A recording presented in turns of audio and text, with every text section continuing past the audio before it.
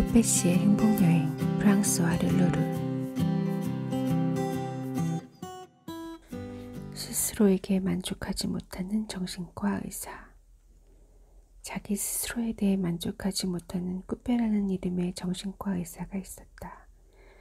자신에 대해 만족하지 못했지만 그의 용모는 영락없는 정신과 의사의 모습을 하고 있었다. 그가 쓰고 다니는 원형의 작은 안경은 그를 매우 지적인 사람으로 보이게 하는데 한몫을 했다. 그는 마치 깊은 생각에 잠긴 듯 하는 소리를 내며 다른 사람들의 이야기에 귀를 기울이는 법을 잘 알고 있었다. 또한 무엇인가에 대해 심사숙고할 때면 습관처럼 만지작거리곤 하는 짧은 콧수염을 기르고 있었다. 그의 진료실 역시 이 진짜 정신과 의사를 꼭 빼닮아 있었다. 진료실 안에는 그의 어머니가 병원 개업 때 선물한 골동품처럼 생긴 긴 의자며 이집트와 인도풍의 모조 조각상들, 그리고 읽기에는 너무 어려운, 어떤 것은 너무 어려워서 아예 읽어보지도 않은 책들로 가득 찬 커다란 책장이 있었다. 많은 사람들이 꾸페에게 진료를 받고 싶어 했다. 그것은 그가 정신과 의사다운 그럴듯한 모습을 하고 있기 때문이기도 했지만 그것 말고도 실력 있는 의사들만이 알고 있는, 학교에서는 배우지 않는 비법을 알고 있었기 때문이다. 그 비법이란 다름 아니라 사람에 대한 그의 진심 어린 관심이었다.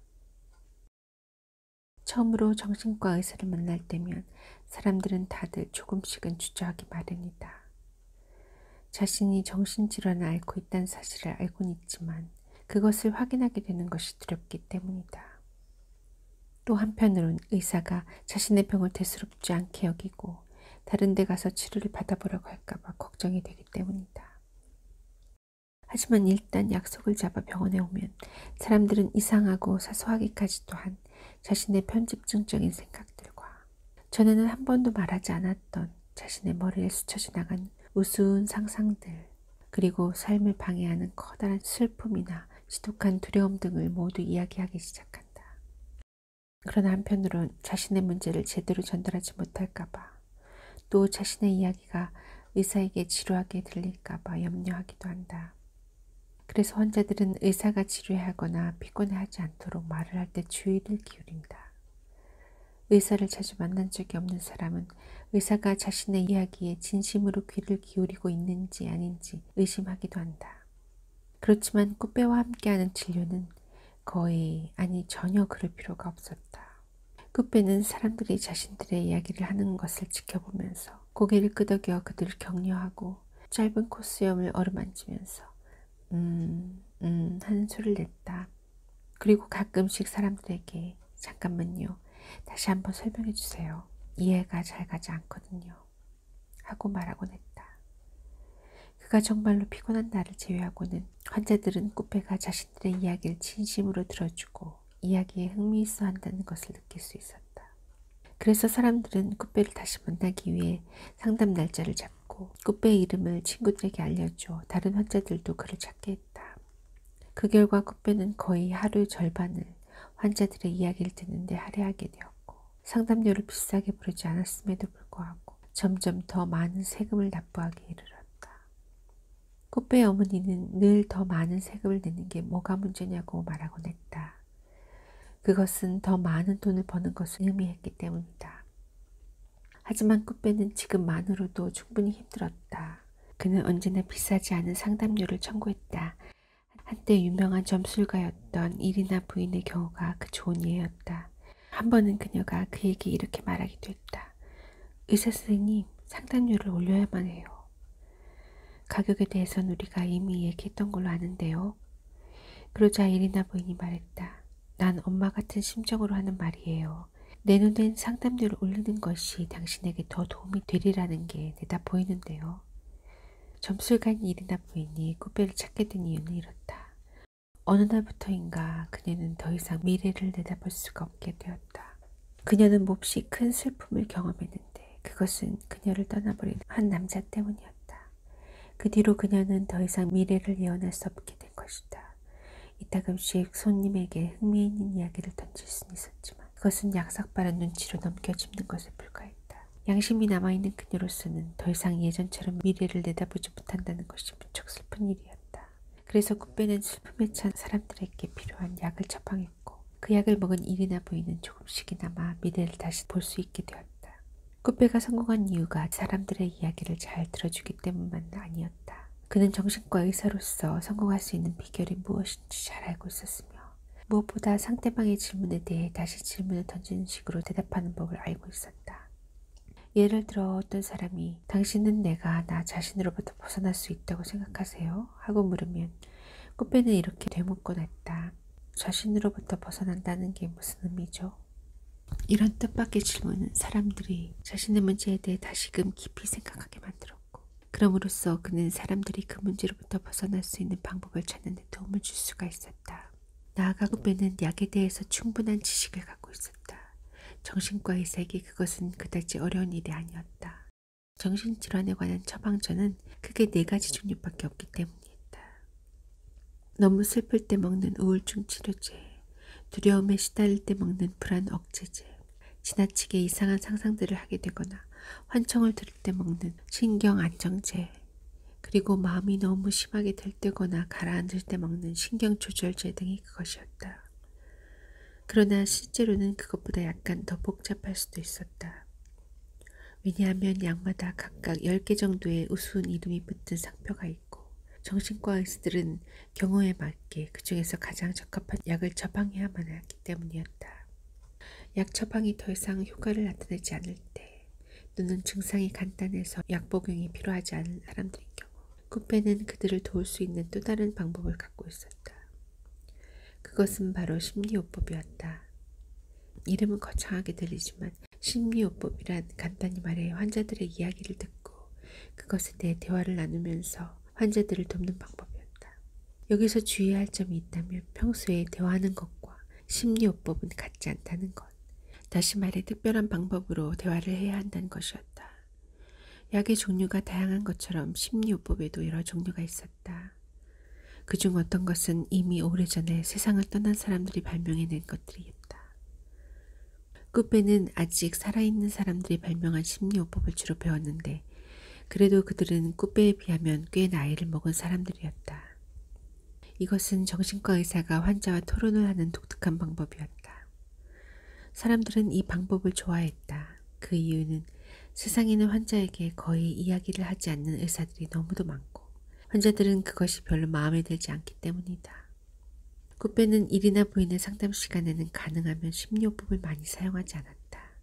그녀에게 질문을 던지려고 하는 찰나에 그녀가 앞질러 이렇게 말하곤 했기 때문이다. 의사 선생님, 난 당신이 내게 무슨 질문을 할지 이미 다 알고 있어요. 더욱 당황스러운 것은 그녀가 예상한 질문이 늘 그런 건 아니지만 꽤 자주 들어맞는다는 것이었다. 직업적인 기술과 약, 심리요법, 사람들을 향한 진정한 관심이라는 그만의 비결은 꾸빼를 능력 있는 정신과 의사로 만들기에 충분했다. 그리하여 능력 있는 정신과 의사나 얻을 수 있는 성공적인 결과들이 그에게 매번 돌아왔다.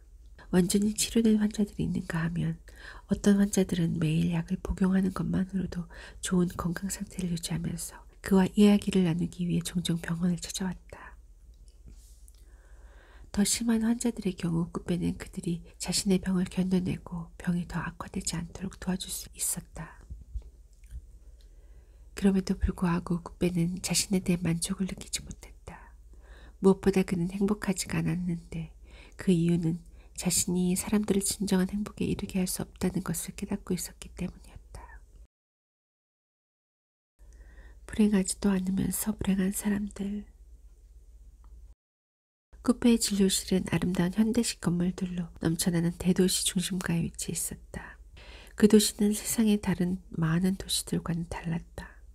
그곳에 살고 있는 사람들은 배고플 때 음식을 먹었고 병에 걸려 몸이 아프게 되면 큰 돈을 들이지 않고도 치료를 받을 수 있었다. 아이들은 학교에 다녔으며 거의 모든 사람이 일자리를 갖고 있었다. 또한 그리 비싼 돈을 들이지 않고도 여러 영화관에서 상영하는 다양한 종류의 영화들을 감상할 수가 있었다. 박물관과 수영장, 서로 부딪힐 염려 없이 자전거를 탈 수 있는 장소들도 있었다. 또한 텔레비전을 통해 여러 가지 채널을 다양한 프로그램을 즐길 수 있었으며 모든 종류의 신문을 읽을 수 있었다. 신문 기자들은 자신이 원하는 기사들을 거의 제한 없이 쓸 수 있었다. 사람들에게는 넉넉한 휴가 기간이 주어졌지만 때로는 그것이 여행을 떠나기에 충분한 돈을 갖고 있지 못한 사람들에게 문제가 되기도 했다. 세상의 어느 도시에 사는 것보다 그것이 모든 면에서 낫다 하더라도 어떤 사람들은 단지 생존에 필요한 정도의 돈만을 갖고 있었고 어떤 아이들은 학교에 다니는 것을 못 견뎌 하거나 큰 실수를 저지르기도 했으며 더 이상 자신들을 돌봐줄 부모가 없는 아이들도 있었기 때문이다. 일자리가 없는 어른들과 아무 술이나 마셔대며 좋지 않은 약들로 아픔을 치료하려고 하는 사람들도 있었다. 꾸페가 일하는 동네에는 그런 사람들이 살고 있진 않았다. 그렇지만 예전에 종합병원에서 그런 사람들을 많이 돌본 적이 있었기 때문에 그런 불행한 사람들이 존재한다는 사실을 알고 있었다. 그 후 매주 수요일마다 꾸페는 자신의 진료실로 가지 않고 종합병원으로 가서 불행한 사람들을 치료해 주었다. 그곳에서 그는 삐뇽과 같은 사람을 진찰한 적이 있었다. 그는 삐뇽에게 묻곤 했다. 삐뇽씨, 약은 제때 먹고 있는 거죠? 네, 예수님은 나의 목자이십니다. 그분은 나의 발걸음을 인도하십니다. 쿠페가 다시 물었다. 물론이죠. 그런데 약은 잘 복용하고 있는 건가요? 네, 주님은 나의 목자이십니다. 그분은 나의 발걸음을 인도하십니다. 삐뇽은 하느님이 자신에게 끊임없이 말하고 있으며 하느님은 인간과 똑같은 목소리를 갖고 있고 높은 곳에서 사람들에게 대답한다고 믿고 있었다. 그럴 수도 있다고 사람들은 말할지 모른다. 그런데 문제는 삐뇽이 약을 복용하지 않은 날이면 혼자 길거리에서 큰 소리로 중얼거린다는 데 있었다. 친절하지 않은 사람들은 그런 그를 조롱하기까지 했다. 그의 체격이 아직 건장했을 때는 그런 일들이 좋지 않은 결과를 가져왔다. 그때마다 삐뇽은 오랫동안 정신병원에 갇혀 있어야만 했다. 그 밖에도 삐뇽은 다른 많은 문제들을 갖고 있었다. 태어나서 한 번도 아버지나 어머니가 그를 곁에서 돌봐준 적이 없었고 학교도 제대로 다니지 못했으며 하느님과의 대화를 시작한 후에는 아무도 일절을 주려고 하지 않았다. 그래서 꾸페는 삐뇽을 위해 사회복지사인 여성과 함께 산더미 같은 서류들을 채워나가야만 했다. 삐뇽이 아무도 살고 싶어 하지 않는 동네에는 자신의 작은 집을 지킬 수 있도록 하기 위함이었다. 대도시 중심에 위치한 꾸페의 진료실은 일반 병원과는 사뭇 달랐다. 그를 만나러 오는 신사숙녀들은 비교적 좋은 성적으로 학교를 졸업했고 부모의 보살핌 아래에 성장했으며 직장도 갖고 있었다. 그리고 그런 것들을 잃는다 하더라도 그들은 잃은 것들을 메울 다른 것들을 금방 찾을 수 있었다. 잘 차려입은 옷에 정확한 문법으로 자신들의 이야기를 할 수 있었으며 그 중에 어떤 여성은 상당한 미모를 갖고 있었다. 그럼에도 불구하고 그들은 진짜로 마음이 병들었거나 매우 불행한 삶을 살고 있었다. 꾸페는 심리요법과 약물치료를 병행해 그들을 치료하곤 했다. 그러나 어찌 보면 많은 사람들이 진짜로 병을 갖고 있는 것은 아니었다. 또한 그런 병은 꾸페가 학교에서 치료법을 배운 병들도 아니었다. 그들은 자녀에게 다정하지 않은 부모를 만난 것도 아니었으며 자신이 진심으로 사랑하는 어떤 사람을 잃은 적도 없는 한마디로 진짜 불행한 삶을 산 적이 없는 사람들이었다. 하지만 그렇다고 또 행복하지도 않았다. 한 예로 젊고 아주 매력적인 여자 까뜨린느가 자주 정신상담을 받으러 꾸페를 찾아왔다. 꾸페가 물었다. 어떻게 지내세요? 그녀가 말했다. 당신은 내가 어느 날 갑자기 아주 좋아요 하고 대답하길 바라시죠? 왜 내가 그렇게 바란다고 생각하죠? 당신은 내가 하는 이야기들을 지겹다고 생각하니까요. 아닌가요? 꾸페가 내심 그녀를 좋아한다는 것은 사실이었지만 그녀의 말이 아주 틀린 것은 아니었다. 까뜨리느는 자신의 일에 성공한 여자로 흔히 말하는 능력 있는 사업가였다. 그녀는 물건들을 그 상점이 갖고 있는 원래의 가치보다 훨씬 비싼 가격에 파는 방법을 잘 알고 있었다. 그녀가 다니는 회사의 사장은 그런 그녀에 대해 매우 만족했기 때문에 곧잘 상당한 액수의 특별수당을 주기도 했다. 그렇지만 까테리누는 늘 불만이었다. 특히 남자들에 대해서 그랬다. 그녀는 매력적이기 때문에 그녀의 삶에는 항상 남자들이 있었다. 하지만 만남은 매번 실패로 끝났다. 친절하고 부드러운 남자들은 그녀에게 아무런 자극도 주지 못했고, 반면에 자극적인 남자들은 그녀가 보기에 너무도 친절하지 않았다. 그래서 그녀는 어느 쪽이든 그들과 평생을 함께한다는 것이 가능한 일인가를 늘 따지곤 했다. 결국 그녀는 자극적인 남자들을 친절하게 만드는 방법을 찾아냈는데, 그것은 바로 그들과 헤어지는 것이었다. 그러나 그 후에는 당연히 남자들이 그녀에게 더 이상 자극을 줄 수 없었다. 더군다나 그들은 사회적으로 비교적 중요한 위치에 있는 사람들이었다. 왜냐하면 까트리느는 상대방이 중요한 인사가 아니면 사귈 필요조차 없다고 생각했기 때문이다. 꾸페는 완전한 행복이 무엇인가를 이해시키기 위해 까트리느에게 많은 질문을 던졌다. 그것은 친절하면서 자극적이고 사회적으로 중요한 위치에 있는 남자를 만나는 것이 행복의 필수 조건 아니라는 것이었다. 게다가 사회적 성공과 친절함을 경배한 사람을 찾는 것이 그리 말처럼 쉽겠는가.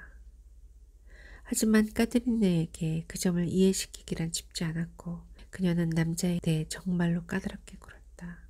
수많은 까드리네들. 꾸페에겐 그녀와 비슷한 손님들이 많이 있었다. 까트린느와 비슷한 생각을 가진 남자들도 많이 있었다. 그들 역시 성적으로 자극적이면서 동시에 상냥하고 성공적인 삶을 살고 있는 여자들을 원했다. 일에 있어서도 마찬가지였다. 그들은 사회적으로 높은 위치에 오를 수 있는 일들을 하고 싶어 하면서 동시에 자유롭게 살고 싶어 했다. 하지만 아무리 자신의 일에 성공을 거두었더라도 그들은 만일 다른 일을 했다면 더 행복하지 않았을까 하고 스스로에게 질문하곤 했다. 대체로 옷을 잘 차려입은 이런 사람들. 그들은 자신의 삶에 대해 그다지 만족해하지 않고 있었다. 자신의 직업에 대해 늘 의문을 제기하고 자신이 과연 좋은 사람과 결혼했는지 아니면 결혼할 뻔했는지를 묻곤 했다. 또한 그들은 자신의 삶에서 중요한 어떤 것을 잃어버렸다는 느낌을 떨쳐버릴 수가 없었다. 시간이 모두 흘러가 버려 결국 자신이 원하는 삶에 다가서지 못했다는 생각을 갖고 있었다. 마침내 그들은 자신이 행복하지 못하다는 사실을 발견했다. 그것은 절대로 웃을 일이 아니었다. 어떤 사람들은 가끔씩 자살을 생각하기도 했다. 꾸페는 그들로 인해 너무도 바빠졌다. 어느 날 꾸페는 이런 종류의 사람들이 유독 자신을 좋아하는 이유가 무엇일까 하고 스스로 질문해 보았다. 그의 말하는 방식을 사람들이 특별히 마음에 들어 하는 것인지도 모르는 일이었다. 아니면 콧수염을 만지작거리면서 상대방을 바라보는 시선이나 그의 사무실에 놓인 인도 조각상 때문일지도. 사람들은 서로 꾸페의 전화번호를 주고받았고 점점 더 많은 사람들이 그의 진료실을 찾아왔다. 어느 날 꾸페는 자신보다 먼저 자리를 잡은 동료 정신과 의사들에게 물었다. 그들이 보살피고 있는 환자들은 정말로 아픈 사람들인가? 동료들은 꾸페가 마치 바보 같은 질문이라도 한 듯 그를 빤히 바라보았다. 당연히 아니었다. 그들이 돌보는 환자들은 정말로 아픈 사람들이 아니었다. 동료 의사들 역시 사람들이 자신의 삶에 만족하지 못하고 있으며 스스로 불행하다고 느낀다는 것을 알고 있었다. 동료들의 말을 듣고 꾸페는 그들이 자기보다 더 잘 해내고 있지는 않다는 것을 알게 되었다. 그런데 아직도 이해가 가지 않는 일은 다른 지역 사람들보다 더 많은 행운을 누리는 사람들이 사는 지역에 다른 모든 지역을 합친 것보다 더 많은 정신과 의사들이 있다는 사실이었다. 그리고 그것에 매달 새로운 의사들이 새 진료실을 내고 있었다. 만일 정신과 전문의 숫자를 표시한 세계 지도를 찾아본다면 꾸페가 살고 있는 나라의 정신과 전문의 숫자가 훨씬 많은 인구를 가진 나머지 나라들의 정신과 전문의를 다 합친 것보다 압도적으로 많다는 사실을 알 수 있을 것이다. 하지만 그런 지도를 찾으려고 하진 말라. 찾기가 쉽지 않을 테니까. 왜 모든 것을 갖고 있고 많은 행운을 누리는 사람들이 사는 지역에 정신과 의사가 더 많은 걸까?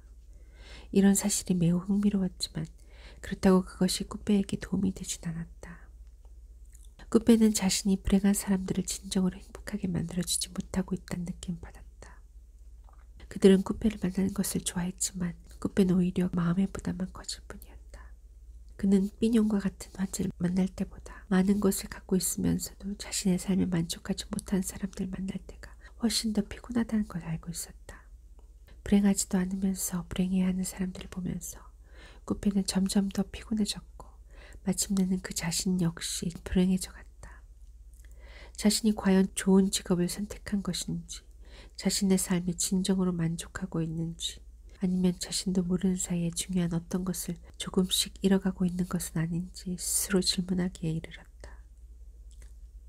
이쯤 되자 꾸페는 약간 두려워지기 시작했다.